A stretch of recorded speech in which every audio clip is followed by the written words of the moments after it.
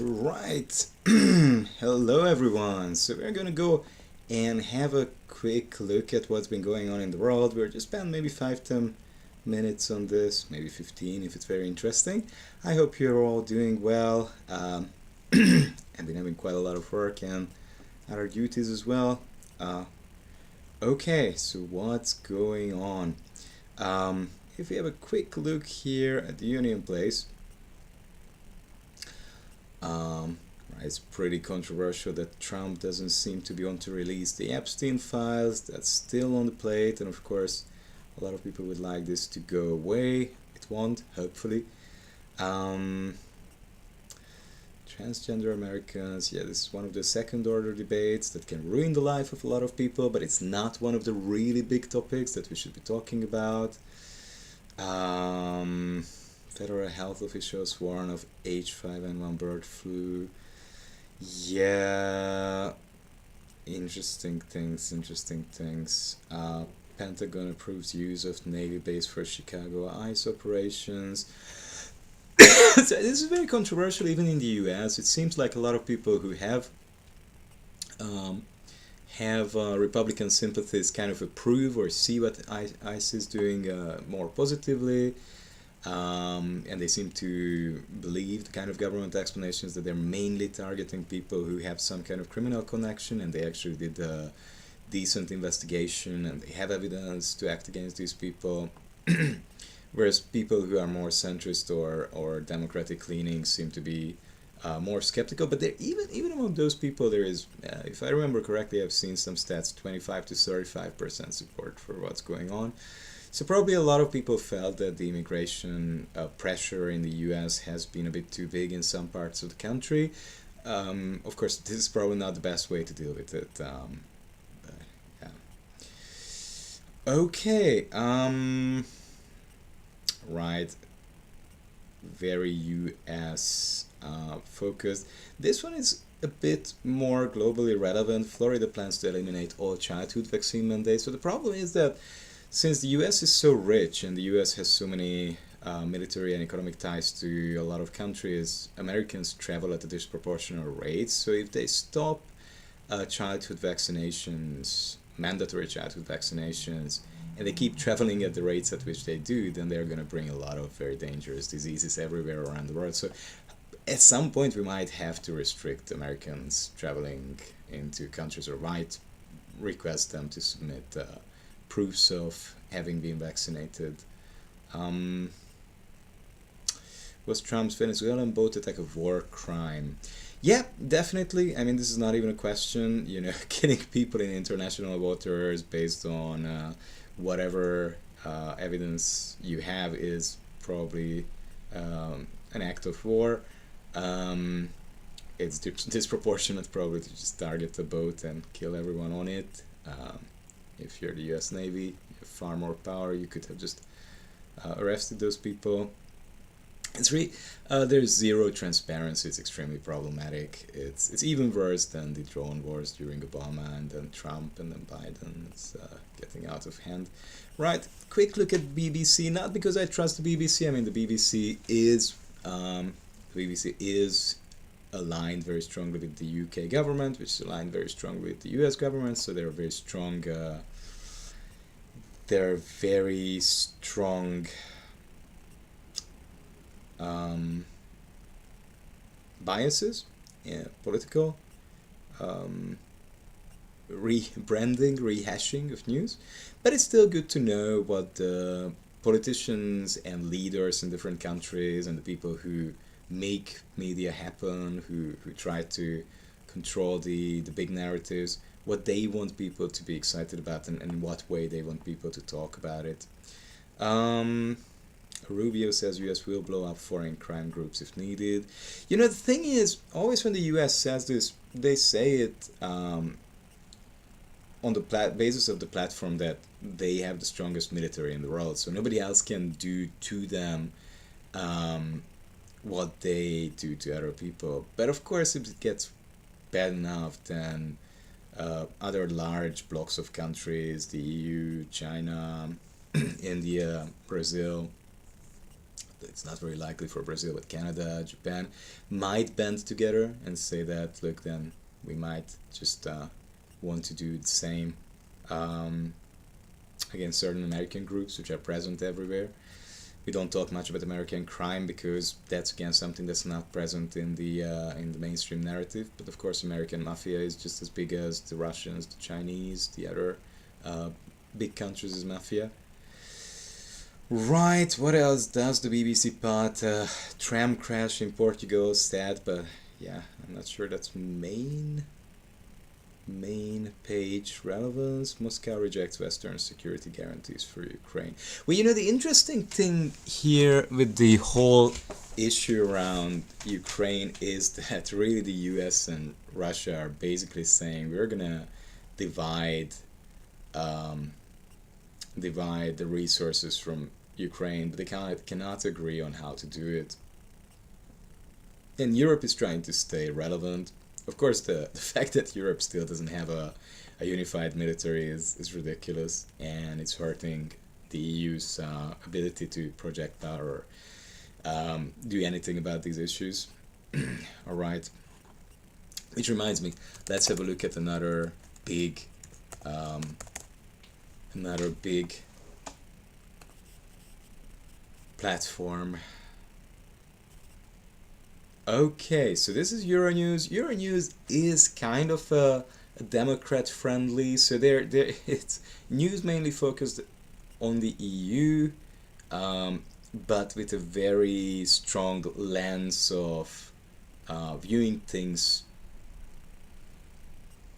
from the point of view that the world is good the way it is, with America at its helm, America in the leadership position, and the EU should obviously be aligned with the US, and maybe it's a little bit more center right, democratic leaning, but yeah, otherwise it's pretty much in line with the major American outlets. One that's relevant to my country, right? I'm Hungarian. Is MEPs fear Orban will receive millions. Yeah, Hungary has been denied some of the development funds because of fears about changes that the Orban government made repeatedly to laws about media, freedom of speech, how they regulate and investigate NGOs operating in the country. They've changed the constitution in some major ways, and they made some very large loan agreements with Russia and China into state secrets. So obviously these raised a lot of issues. They decreased the independence of the judiciary, and the EU withheld some of the funds that the government needs to renovate nicer older buildings, that draw in more tourists, or build roads and improve infrastructure. And that's of course a critical issue for Hungary for several reasons, some good, some bad. But now some of these funds might be released for different reasons. I think this is worrying in the sense that Orban's government is a bit like the British used to be when they were still in the EU, that they want all the benefits, but they want to minimize any obligations to the community, and they're always kind of pushing the border and seeing what's possible. If you want to operate a community of countries and organize it into a tighter unity that can economically and militarily in the long term compete with the other behemoths like China, what India is becoming maybe in 20-30 years, and what the US is, then the line that Orban is taking is very harmful. If you look at it from a single country sovereignty point of view, in theory it looks good, so a lot of people get taken in by what Orban says. The problem is that if you would look at Hungarian news, you would see that a lot of these funds are then distributed through agencies that have close ties to the ruling government party in Hungary. And while some of it is used really for improving things, there is enormous corruption. Of course, not just in Hungary. I think the EU is more transparent in these things than, say, Japan or Canada or the US or Germany. Oh, sorry, Germany is EU, but they're maybe better at keeping things under the hood than Hungary is. In Hungary, pretty much everything becomes known quite quickly. Okay. EU in talks with Kiev. Yeah, I mean, the EU is trying to gain relevance in negotiating the peace in Ukraine and helping Ukraine to uh, retain uh, some independence. Now, there are two problems with this. The EU obviously does this at the expense of ruining their energy relations and long-term cooperation with Russia, which is very important for Europe. Whatever you think about Russia, I think the current Russian leadership and the circles, big business, big military, big finance, big energy in Russia are of course deeply corrupt and problematic. But the fact is that for Europe needs a working relationship with Russia, so we have to somehow get back to that stage. But the current, like just banging on the war drums doesn't help, and it's not going to help, and it's going to harm us. At the same time, we are not going to gain much relevance because we just can't really seriously commit unified, well-coordinated military power to defending the Ukraine. Right, jamming and spoofing the grains by Russia. Interesting. You can be pretty sure that the Americans and Europeans and the Chinese, everyone is doing as much jamming and spoofing as they can. When you see this kind of highlight, it's always like, oh, our enemy can now do what we have been doing to them. So we need to develop our technology or gain something. That's really the message in these things. And it's not like, oh, Russia can do something what we cannot. The message here is like, wow, they coped up. And if we want to keep jamming and spoofing them effectively, we need to think about how to do this. Right. Anything else that the Europeans see as very important? Giorgio Armani, God, this, I mean, really. Spook European equity markets, September, yeah, sure. Head of Israel's Druze calls on Europe to act on the Suwaida violence. Sorry, not sure what's going on there, good question. Elon Musk absent from Trump's White House dinner with US tech leaders. Not a surprise to anyone, I guess, at this point. Musk and Trump have an interesting working relationship. Obviously, they've been very useful for each other, and they've increased each other's power and fortune greatly. But at the moment, they seem to be acting in ways, whether that's honest or not, we don't really know. That they seem to be going to different directions. EU credibility on the line over Gaza, and that's an interesting one. Right, so the Belgian foreign minister says that the credibility of EU foreign policy is collapsing over member states' inability to sanction Israel for war crimes in Gaza and unabated settlement activity in the West Bank. And this is definitely true. There are a lot of countries, Germany, Austria, Hungary, Bulgaria, the Czech Republic, which are blocking the EU from taking any action against Israel over Gaza, and even though there are obligations to uphold international law and the International Criminal Court, which would like to investigate Netanyahu and some Israeli military leaders, is based in The Hague in the Netherlands within the EU. But sadly, because the US is so strongly supporting Israel, the EU just falls in line with these kind of things. We don't interfere with the US's foreign policy decisions, and Israel and the US have a very important military cooperation, and energy cooperation, political cooperation, clandestine information cooperation, and the EU leaders are too afraid to shake the boat on this. Over 54% of Belgians said their government should take action, such as imposing economic sanctions to Israel. I think this is pretty much representative of the whole of Europe. Probably in many places it's even higher, 60-65%. Usually older people who buy into the US-led narratives pretty uncritically, because when they were young, the US was still pushing this TV-based propaganda very successfully, that they are really always acting in the interests of democracy. But we know that after Iraq and after Afghanistan, and what we know now about all the coups they have organized in Asia, all the the killings they have supported in Asia, South America, Africa. That is Bosch. Right, French government is in danger. Wow. Political instability in France. Well, political instability in France has never been in very, very stable, and France always has a very vivid and luckily lively political life in which right-wing and left-wing parties are featured. It's not like in the US where you have two parties. One is kind of a center-right, mildly to the right, and one is kind of almost a far-right, but definitely like a very, very libertarian, individualistic, kind of greed creed party. Right, some risks of the French economy seem to be that the expansion is very slow, not much GDP growth, right, not likely that there is going to be.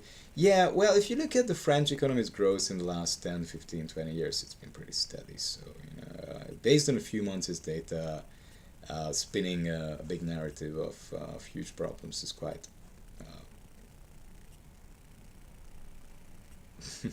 hard to find credible, but maybe that's what it is. Okay. So the EU. Anything else going on that's interesting? One good thing is that unions have been bouncing back in the last couple of years, especially in the US, which is fantastic. It's unbelievable that it's happening. More and more people realize that they do need to organize, they do need to step up and defend their rights at work. And a couple of things: no pride in genocide. Genocide is not a crime.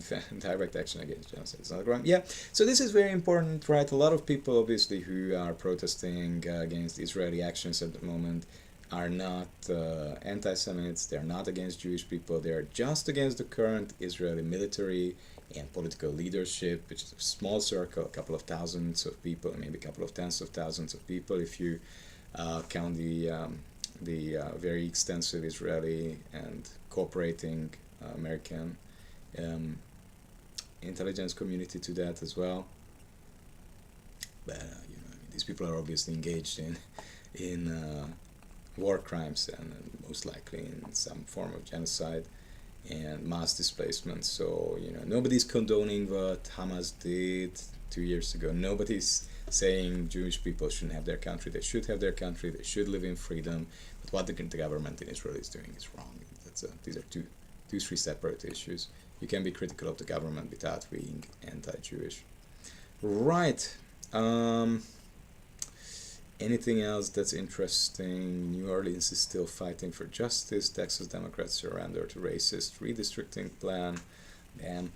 More U.S. News. How capitalism kept the medication treatment away from patients with opioid deficit. Well, that's not new. Okay, anything that's a bit more impactful or interesting on the global level. Let's have a quick look at the Intercept.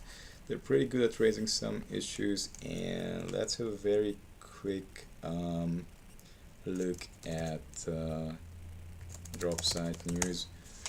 They're doing a very good job at covering some important issues. So, Democrats have a gerontocracy problem. That's true. I mean, there are way too many old people in positions of power, not just in politics in the US, but pretty much everywhere.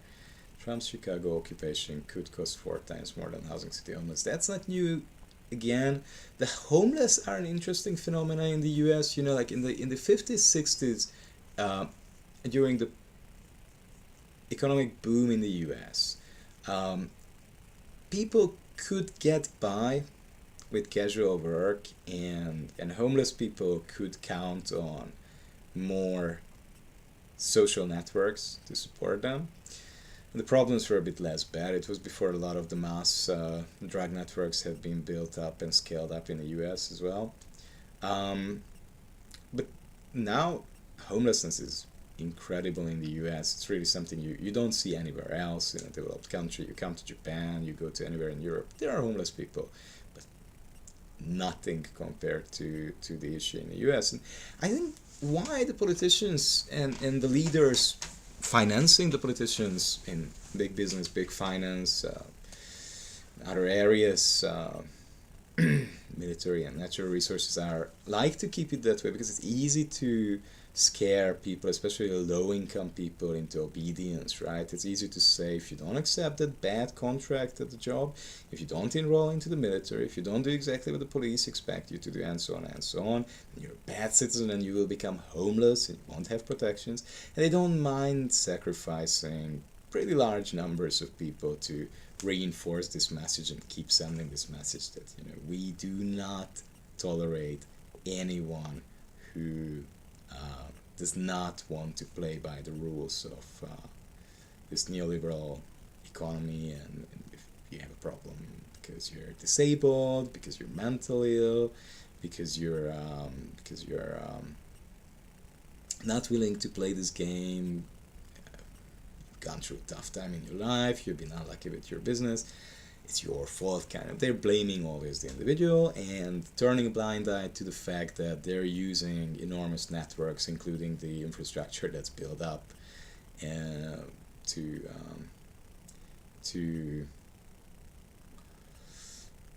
boost their own businesses and income. Right. Special interest groups, yeah, that's very big. If you haven't heard about APAC, they're a Jewish American interest group. They basically say, look, we want to use our money to support politicians who are going to use US government power to support Israel. You know, in itself, there's nothing wrong with it. The problem is more that obviously this group is super well organized and very rich, and because of the way that political funding works in the US, they have been disproportionately powerful and able to silence certain people on important issues, or change important policies. Right, Los Angeles school teacher leading the fight. Well, it's good. You know, there are still people who are very brave and standing up for what's right. You know, it's a good website. It makes sense to look around. It does help to balance things out. One interesting thing: what does China want people to think about this? You know, we're going to have a quick look, and not because we should believe what the South China Morning Post, this is the biggest Hong Kong newspaper, says. And of course in the last years they've been pretty much under Chinese influence as well, but it helps us to understand how Chinese leaders would like to frame the narratives of what's going on. Europe's summer from hell bleeds into autumn as Trump and Xi turn screws. Yeah, so this is, you know, very honest and very interesting. You don't see this in the American and the European narrative, but you still get this kind of pretty honest title sometimes from Hong Kong that, yeah, Europe is pushed at the same time by the US and China, and the US and China are cooperating on trying to weaken Europe for many obvious reasons. Europe is by GDP still one of the three very large, around $20 trillion dollar per year size economy by PPP, GDP PPP. So it's a competitor, right? And China and the USR would like to have more like a situation, what used to be the situation during the Cold War, that there are more established lines and spheres of influence. China obviously wants the US out of Asia. The US doesn't want to agree to that. But they both agree that they would like to see a weaker and more fragmented Europe that's easier to dominate economically, politically, and militarily as well. Europe power guru Wang Xiongfei brings grid stability expertise home to China. Yeah, so you know this has been going on for a long time, and again, the way this is presented here is, I think, interesting. If you look at U.S. narratives, they usually don't like to talk about these days about actual progress in China, or they talk about it in a very alarmist, scaremongering way that, oh my god, the Chinese are catching up, they're overtaking us, they have some evil intention, they have an evil plan, they're fighting us, they want to undermine us, they're going to use every little piece of knowledge that they gain to attack us. Maybe some politicians, some leaders think that way. I don't think most Chinese people think that way. I think what a lot of Chinese people and a lot of Chinese leadership people are sensitive to is the US's disproportionate presence, military presence, and economic presence and power in Asia. Obviously, that's China's backyard, and basically every country has to align with either China or the US these days. And the Chinese are not very happy about it. Imagine if they would do the same in South America or Central America, the US would be outraged. And but there is a lot of development in China. I had a couple of students. I teach at the Japanese uni, and we had a couple of students from Beijing. Very smart, very talented, nice young people. We didn't talk any politics, not much, but just talking about daily life is interesting. Obviously Tokyo is cleaner, selective rubbish collection is better, but traffic is similar. Prices are a little bit cheaper in China, but not much. They're around 65-85% of Tokyo prices, salaries as well. So, it's interesting to hear about these things as well. They're making some progress on traffic issues and air pollution issues, but it's still pretty bad. So, right. Are South Korea, Japan, US drills fueling a new Cold War in Asia? The question is very poorly phrased. A new Cold War has been going on for about 10-ish years. The US military, if you look at their white papers, they publish these are perfectly, these are available online and everywhere. They already said in 1990, 1992 that they're refocusing from the Middle East and Europe, Russia towards Asia because of they think that China will become much stronger, and the US would like to maintain its hegemony both politically, economically, diplomatically, and militarily in Asia to control this region, which is both by population and economically the largest and most important region in the world these days. And they were right. This region did become even more important than it already was in the 1990s. And of course the US is trying to dominate. And this did become a new Cold War-like situation around the end of the second Obama term. This was clear already, the way Obama was negotiating with Xi, and then Trump made it centerpiece of his very performative, theatrical way of governing. Right, tech titans praised Trump at White House dinner. This is not a surprise again. These people were mostly Democratic leaning. A lot of them liked to posture as if they would be morally sound people, but we see that since Trump made it clear that he has a vendetta against many of them, and it became very clear that he's probably going to get elected again, a lot of them, like Bill Gates, kind of shut up, stopped criticizing Trump and Republicans, and a lot of the others just cozy it up, and whatever issue they used to have, they just swallowed. And here you have the Microsoft man, Zuck, and a lot of the other of these people. Look, these are business people, and they chiefly care about power and money, and they see being on good terms with the US government as very important to that. They're willing to be very unethical and immoral and doing pretty nasty things, I imagine, for this. Right, US dollars, crypto surge. This is an interesting thing. Crypto is one of those things where everyone is sure about it, that it's going to be super practical, and it's a very big new thing. It's a good idea to look at it, study it seriously. But of course there are a lot of scams. Nobody knows exactly what is a good way of using it, what is a good way to integrate it into the economy, what are smart ways of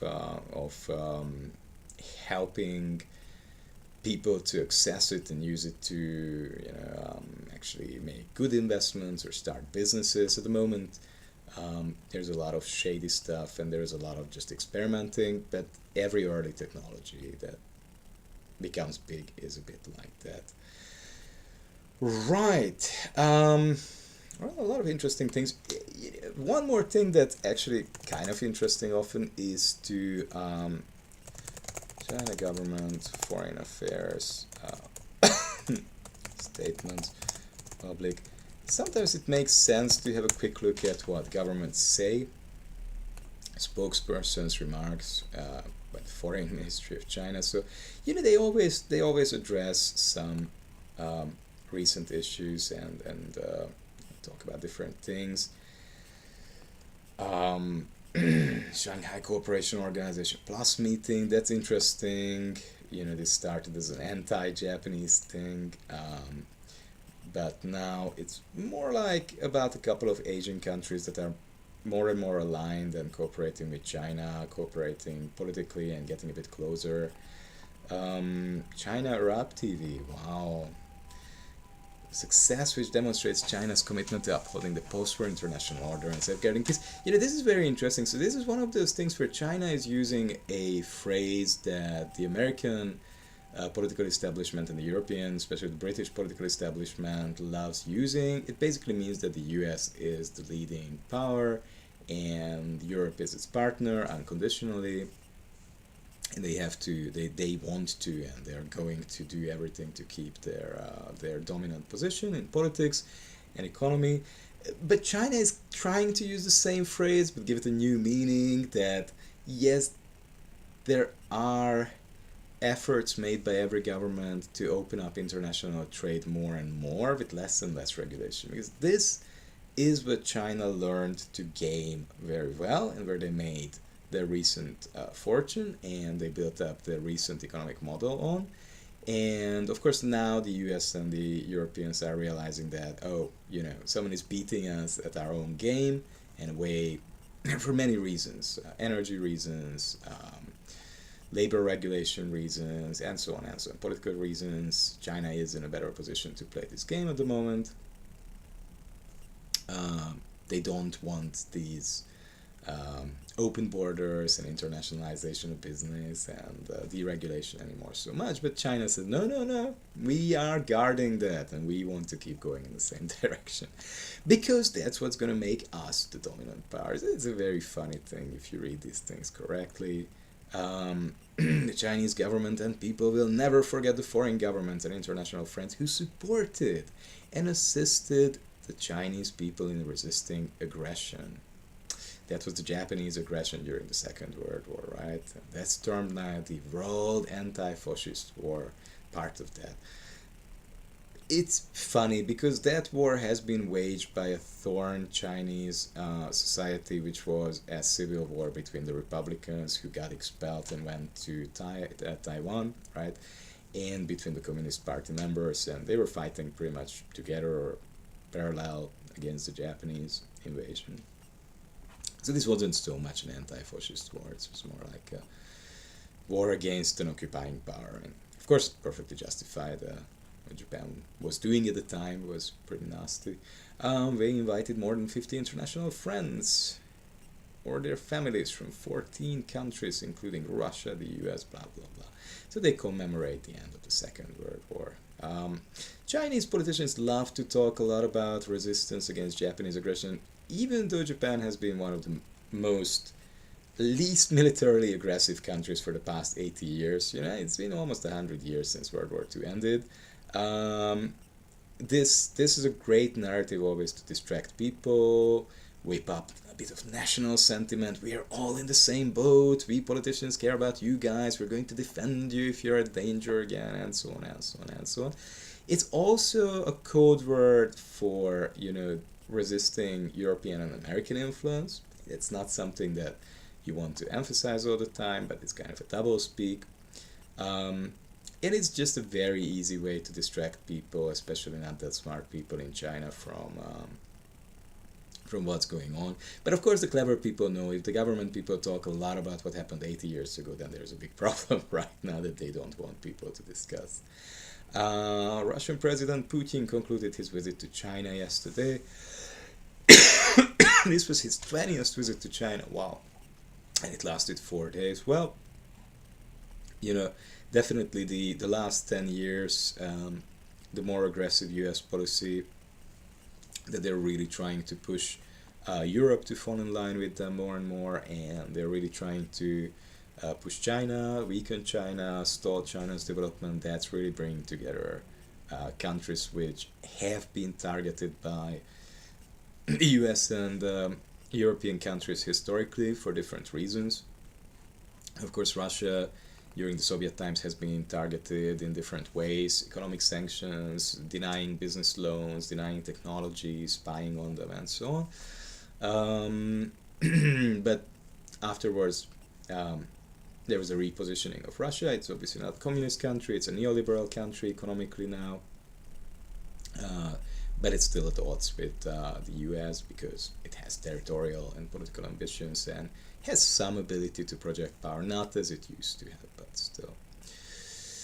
Right, and what does the Foreign Ministry spokesperson says? The statements by the relevant EU official are full of ideological bias without basic historical common sense.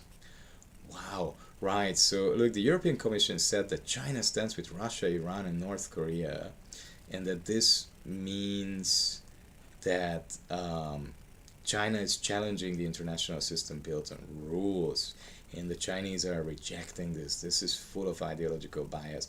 Well, you know, this is very interesting. It's a disrespect of the history of World War II and harms the EU's own interest. Right, so they attack the common American-European narrative that, oh, we're not dominating anyone. We're not, using our power to our own advantage by having our military in these other countries and so on, and forcing them to open up to our companies and so on and so on. No, we're defending democracy and exporting liberalism. This is the international order we are defending.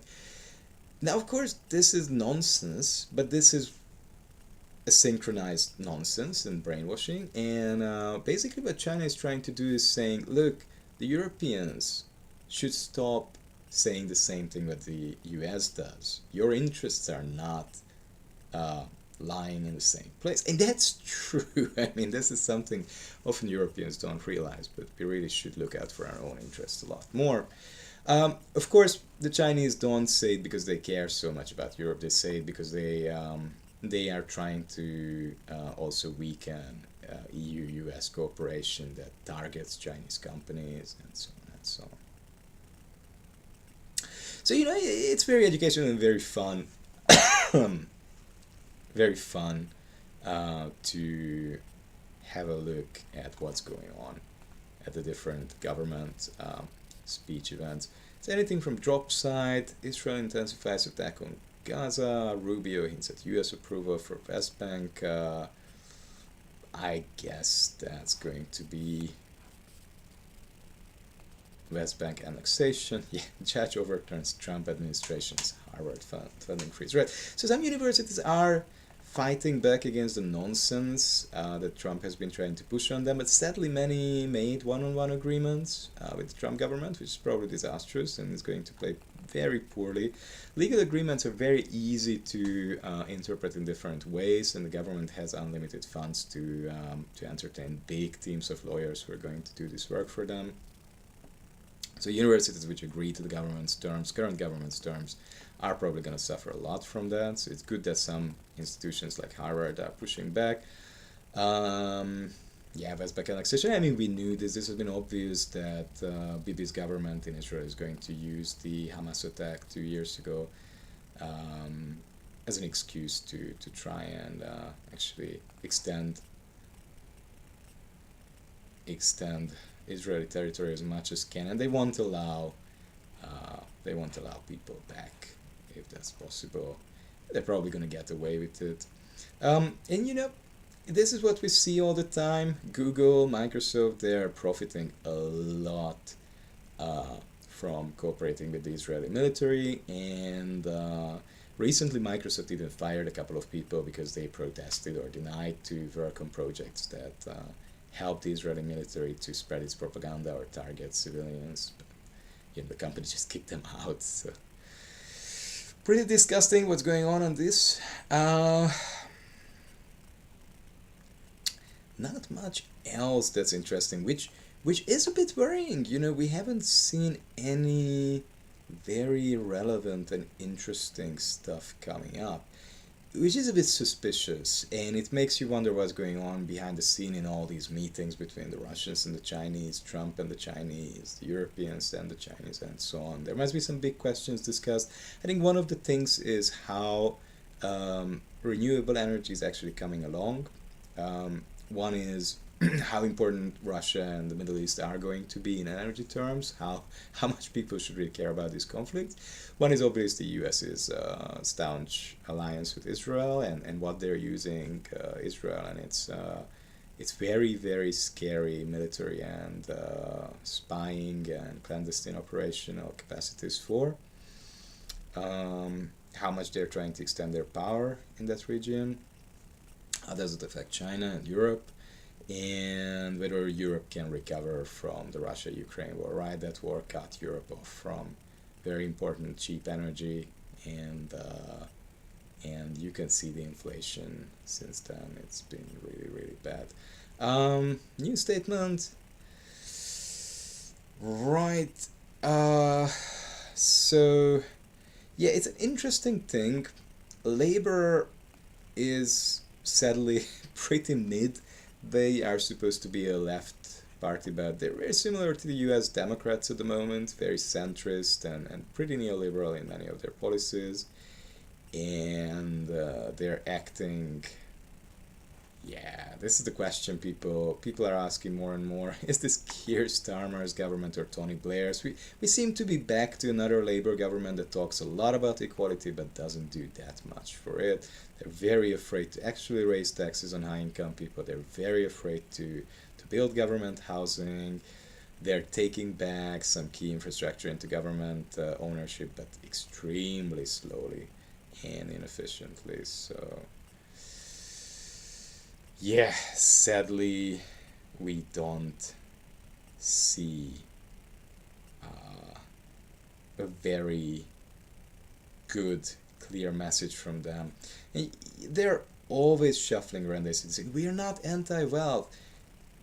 You can't be in favor of the current insanity of the rising number of billionaires and at the same time committed to tackling housing crisis and worsening access to healthcare and worsening structure of public infrastructure. The two just don't work together. And these people are not willing to say this outright, not willing to admit this. They want to retain their personal favors with large companies so that they can parachute after their political career into CEO positions and board positions. But Jesus Christ. And then you got these stances, right? Like we were just reading about how the Chinese discussed the big meeting in China between all these people, Putin, Xi, Kim, and many others who attended these meetings. And this is autocrats of the world unite, right? So, sure, very autocratic countries, but is that what the meeting was really about? Like they're pushing an autocratic vision for the world. It's made to seem that the whole point of this meeting wasn't, say, discussing business cooperation, making, sorting out some large-scale legal, political interest group discussions and so on, but somehow to foment a plan to overthrow the West and undermine democracy. It's probably not what these meetings are about. Even if these meetings are in some ways about a competition, real competition with the US and the EU. Alright, Electronic Frontier Foundation advising organizations to install privacy badger. That's probably good. I mean, surveillance and data theft, much of it legalized sadly by large US companies and lawmaking, is becoming insane. now we see AI written police reports and other. I mean, it's really becoming a dystopia out there. These things, luckily, many European countries made very sensible laws that AI and certain kinds of digital, certain kinds of software are very heavily regulated. It's a good thing because these things are really easy to misuse and they're in their infancy. But the US is just saying, well, it makes money, then let's go. It's, oh God. Yeah, sometimes you really wonder whether whose leadership we should desire to have in the world. Obviously, not the current Chinese, but right. World Socialist website, interesting takes that you don't see in some of the mainline media. Kennedy escalates attack on vaccine. Yeah, this is a very real issue. Tony Blair adds ethnic cleansing in Gaza to his list of crimes. Okay, it's interesting. Tony Blair is saying something sensible. Very rare. French government and debt crisis mount. Okay. GA aerospace trackers. There's got to be a line in the sand. Right, so UAV on strike, and I'm not sure what this is about. GE is massive and they're really, really powerful, very intertwined with military machinery making. 3,200 workers at Boeing's jet fighter plants in the St. Louis area have been striking. And why are they striking? Okay, defense companies have been in Poland. Trump government fired federal workers, and so on and so on. Right. Okay, so healthcare cost rise has been huge, but the salary rise doesn't keep up. Yeah, I mean, if you don't pay people enough, they should have the right to push for renegotiation of the contracts. Not giving people this right is making already very powerful large companies even stronger, and that's very harmful. Okay, well, so there's a lot going on. Thousands protest MAGA's racist pro-billionaire agenda. There are a lot of good people in the US who are trying to do something against the current government. I'm not sure racism is the biggest problem in the US at the moment, but or globally, I would say, but yeah. Dock workers in the Italian port of Genoa have pledged to organize a Europe-wide blockade if the 50-ship humanitarian Summit flotilla currently en route to Gaza is threatened or attacked by Israeli forces. This is very, very sensible, and it's a good thing. Europe is very important for shipments towards Israel, so a blockade would be very sensible at this point to force the Israeli government to actually enact a proper ceasefire and negotiate about a transitionary Gaza government and give land and housing and everything back to people and investigate their war crimes. Okay, Brussels Times. Brussels Times is a funny one. So look, Ryanair is a great company. It's increasing the limits for free hand luggage. Interesting. Titanic heading towards the icebergs. Businesses urge Brussels to form government. Right. Wide west of traineeships in the EU. So this is a magazine. It's very interesting because it's a bit hodgepodge. It's sometimes very pro-US. So it's like, yeah, let's make the EU an extension of the US and help the US with everything they want us to help with. Sometimes it's a bit like let's make the EU more unified, which is of course not compatible with deferring to the US more and more. So it's good to have a look at it. You get different opinions, and EU-US trade deal, strategy deferred, sovereignty compromised. Absolutely. EU sovereignty is at an all-time low. Right, anything else? It's good to have a quick look around at what's going on in the world, right? Sometimes I haven't really had time to catch up with things, and not that much happened, it seems. It would be good to read, of course, more details and research papers. That's always uh, more revealing. So the Jacobin is highlighting some second, third generation German who is pushing back against increasing far right. Far right theories are very interesting in Germany. The far right is always brought in by, to do. So here is how the story goes, right? To make politics, you need money. Money usually comes from business and finance people, many different sectors, of course, construction, energy, real estate, technology, insurance industry, blah, blah, blah, manufacturing, name it, automobile markets, and so on.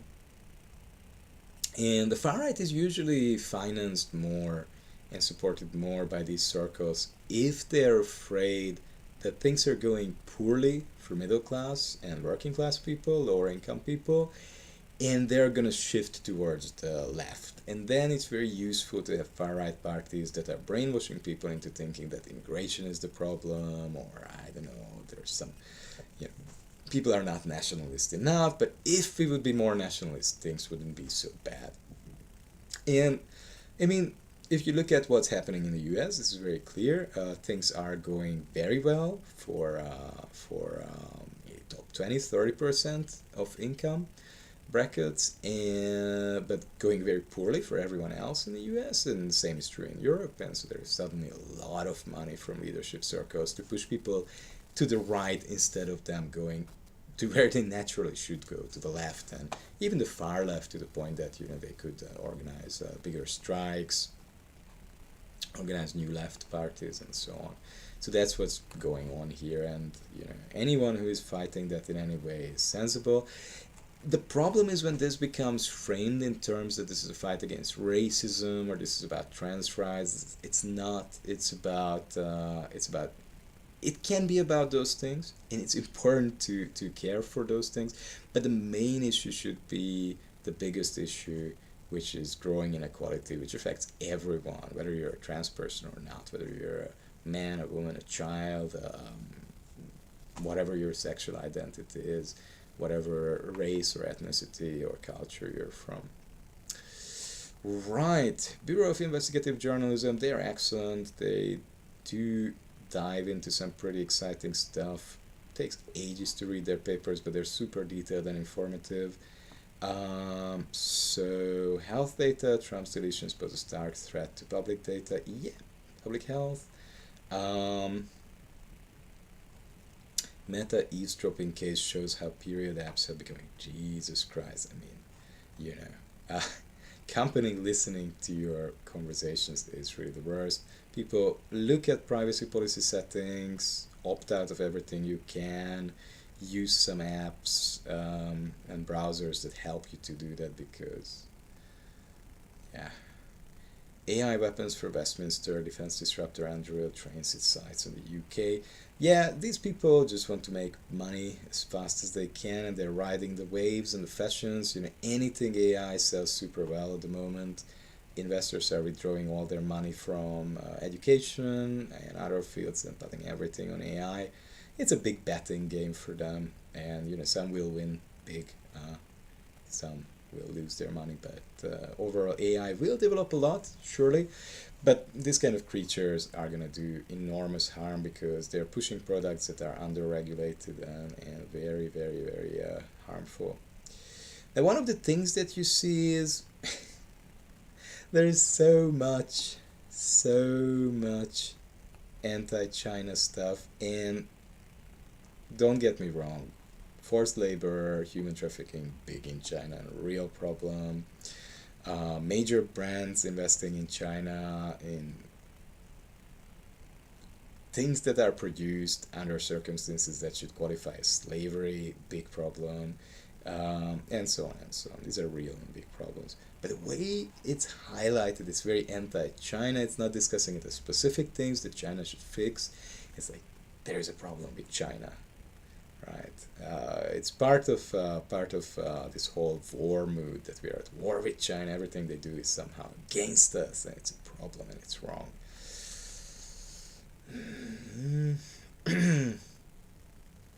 All right. So, you know, another tax evasion scheme. Well, that's that's a big business. If you want to make a lot of money and you don't have any morals and you don't have a spine, go to the US or Switzerland or Malta, and you can get very, very, very rich. UK is great at this, Singapore, Hong Kong. Help rich people to hide their money so they don't have to contribute to the welfare of the public that actually enabled them to get their money in the first place. Nothing new, nothing true in the world, it seems, but at least we see in what way different people are trying to spin their narratives, um, and it's good to know that there are a lot of good people who are trying to write good news. There are a lot of interesting conflicts that people should be more aware of, and um, people keep thinking, don't believe most of the news that you read. Always ask yourself who could be funding this, who does do these news benefit, and so on and so on and so on. Right. New Institute. They have some good publications on economy, and they have some good content. I can recommend you this as well. Check out resources that you don't encounter, and don't do what I did. I'm just highlighting things here, but the real work is when you actually click on something, and maybe it's gonna be long. Do stick with it. Try to read it. This is just 2 minutes, but there are longer things as well. And usually the things that demand half an hour, 40 minutes, 50 minutes, and you might have to look up and learn about economic, political, historical issues are the ones that make it worth and really broaden your horizons. I'll do that as well from time to time. And thank you all for joining in today. Have a great day and take care of yourselves. Bye bye.